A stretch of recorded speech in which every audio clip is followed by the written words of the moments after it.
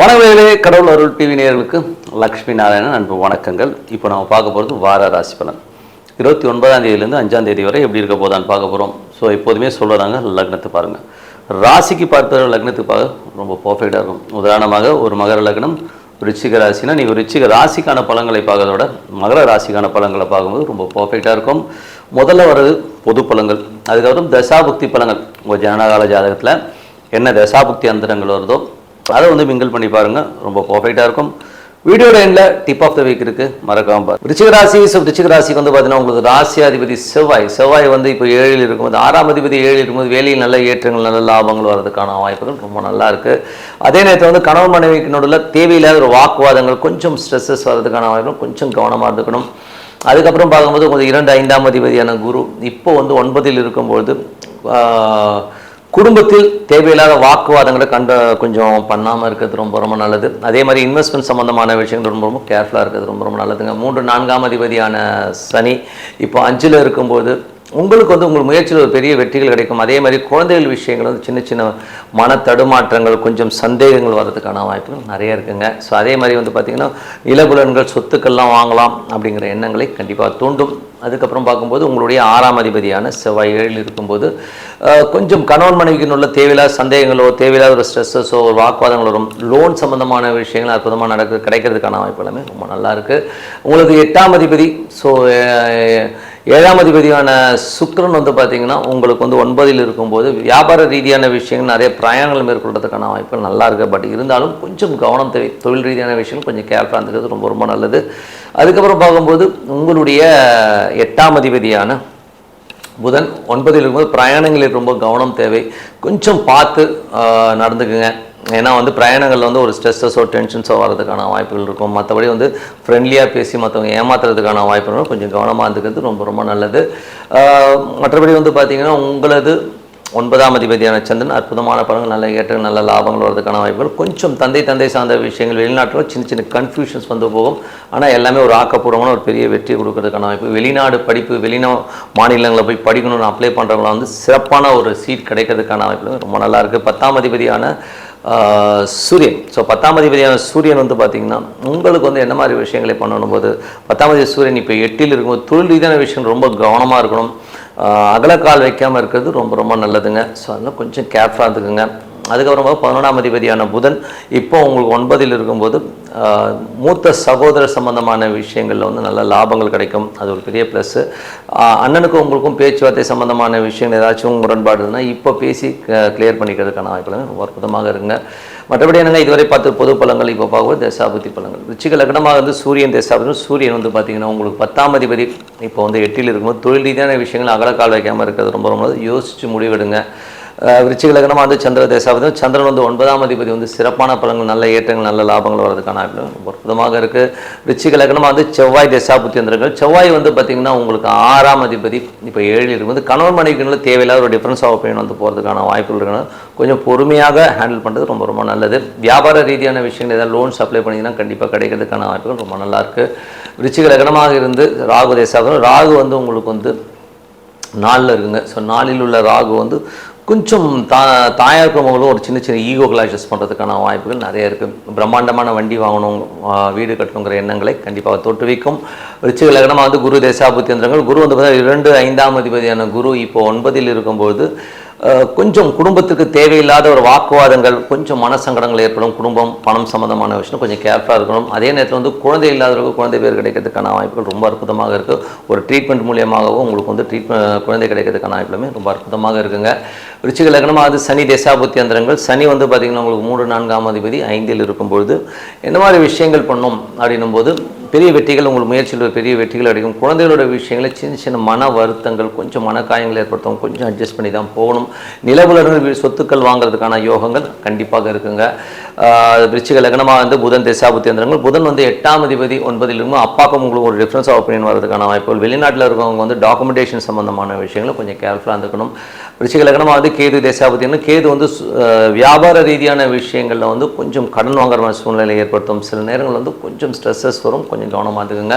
விருச்சிக லக்னமாக சுக்கிர தேசாபுத்தி யந்திரங்கள். சுக்கிரன் பார்த்தீங்கன்னா 7ஆம் அதிபதியான சுக்கிரன் உங்களுக்கு 9ல் இருக்கும்போது கணவன் மனைவிக்கு நடுவில் பார்த்திங்கன்னா சின்ன சின்ன ஸ்ட்ரெஸ்ஸஸோ டென்ஷன்ஸோ வரும். ஏன்னா வந்து அங்கே வந்து செவ்வாய் இருக்கும்போது கொஞ்சம் தேவையில்லாத ஒரு நபர்களால் நமக்கு மன சங்கடங்களும் கொஞ்சம் கவனமாக இருந்துக்கணும். அதே நேரத்தில் வந்து கொஞ்சம் வியாபார ரீதியான விஷயம் சின்ன சின்ன அலைச்சல்கள் கண்டிப்பாக இருக்குங்க. விருச்சிக லக்னமாக இருந்து சுக்கிர தசாபுத்தி யந்திரங்கள் வந்து பார்த்திங்கன்னா உங்களுக்கு வந்து அந்த 7ஆம் அதிபதி 9ன்னும் போதே தேவையில்லாத சந்தேகங்களை முதல்ல வந்து ஏற்படாமல் பார்த்துக்கிறது ரொம்ப ரொம்ப நல்லது. ஏன்னா வந்து மற்றவங்க உங்கள் மனைவியை குழப்பதற்கு வாய்ப்பு இருக்கிறதுனால கொஞ்சம் கவனமாக இருந்துக்கிறது ரொம்ப ரொம்ப நல்லதுங்க. ஸோ மற்றபடி என்னை பொறுத்த ஒரு நல்ல ஒரு பிரார்த்தனை, மனதார இறைவனை பிரார்த்தனை பண்ணும்போது கண்டிப்பாக நம்ம அடுத்த லெவல் போகிறதுக்கான இப்போ ரொம்ப சிறப்பாக இருக்குது. Tip of the week. So tip of the வீக்கில் வந்து பார்த்திங்கன்னா இந்த முறை நம்ம பார்க்கும்போது பௌர்ணமி. ஸோ பௌர்ணமி வந்து பார்த்திங்கன்னா இந்த வாட்டி வந்து 29ஆம் தேதி திங்கட்கிழமை மணிக்கு வருதுங்க. மிஸ் பண்ணிடாதீங்க. என்றைக்குமே வந்து 2 தேதி ரொம்ப ரொம்ப முக்கியமான தேதி. ஒன்று பௌர்ணமி, இன்னொன்று அமாவாசை. அதில் வந்து நம்ம என்ன பண்ணோன்னா நம்ம மூதாதையர்கள் வழிபாடு பண்ணுறது, சித்தர் பெருமாட்களை வழிபாடு பண்ணுறது எல்லாமே ரொம்ப முக்கியங்க. அதுவும் குலதெய்வ வழிபாடு ரொம்ப ரொம்ப முக்கியம்.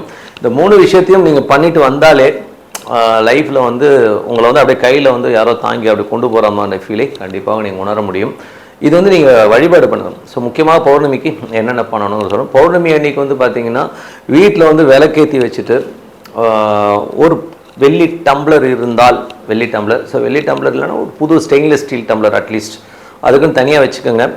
உபயோகப்படுத்தின டம்ளர் வேண்டாம், ஓகேங்களா. ஸோ ஒரு சின்ன டம்ளர் வாங்கிட்டு அதில் வந்து கொஞ்சம் பழம், பால், கொஞ்சோண்டு குங்குமப்பூ, ஒரே சும்மா ஒரு இலை விட்டால் போதும். ஸோ சின்னதாக ஒரு சாஃப்ரான், அதாவது குங்குமப்பூ போட்டு இறைவனை நல்லா விளக்கேற்றிட்டு அங்கே உங்களுடைய குலதெய்வத்தை நீங்கள் வழிபடுகிற சித்தர் பெருமான் யாராச்சும் இருந்தாங்கன்னா வழியாக வழிபடுவீங்க இல்லையா. ஸோ அந்த மாதிரி ஏதாச்சும் இருந்தாங்கன்னா அவங்க வந்து அங்கே இருக்கிறதா உங்கள் குலதெய்வமும் உங்கள் சித்தர் பெருமான் உங்களை காக்கிற தெய்வங்கள் அங்கே இருக்கிறதா நினச்சி ஆவாகனம் நீங்களே பண்ணுங்கள், ஓகேங்களா. ஸோ அவர் ஆவாகனம் பண்ணி மனதார அங்கே இருக்கிறதா நினச்சி நீங்கள் தான் என் குடும்பத்தை காப்பாற்றணும், நீங்கள் தான் எல்லாம் அப்படின்னு சொல்லிட்டு சரணாகதி அடைகிறது. என்றைக்குமே வந்து நம்ம போயிட்டு அங்கே போயிட்டு ஆண்டவன்ட்ட போயிட்டு லிஸ்ட்டு போட்டு எனக்கு இது கொடு அது கொடுன்னு கேட்காம நம்ம வந்து சரணாகதி அடைகிறது ரொம்ப ரொம்ப நல்லது. ஸோ எல்லாமே நீ பார்த்துக்கம்மா, எல்லாம் உன்னுடைய குழந்தைகள் நீ பார்த்துக்க அப்படின்னு சொல்லிட்டு சரணாகதி அடைஞ்சு அமைதியாக உட்காந்து அவங்க அங்கே இருக்கிறதா நினச்சி ஃபீல் பண்ணிட்டு வாங்க.